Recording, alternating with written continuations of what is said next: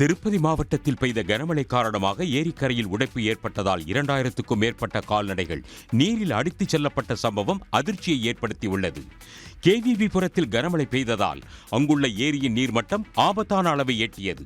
இந்நிலையில் ஏரியில் திடீரென உடைப்பு ஏற்பட்டதால் பாத்தபாலம், ராஜுலா, கன்றிகா, களத்தூர் உள்ளிட்ட பல்வேறு கிராமங்களை வெள்ள நீர் சூழ்ந்தது.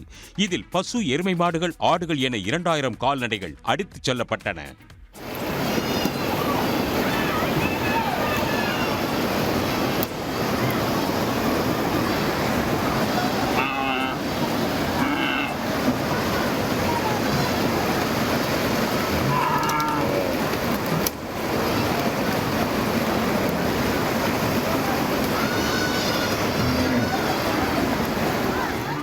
இதேபோல ஆயிரக்கணக்கான ஏக்கர் நெற்பயிர்கள் நீரில் மூழ்கியுள்ளதால் விவசாயிகள் வேதனை அடைந்துள்ளனர்.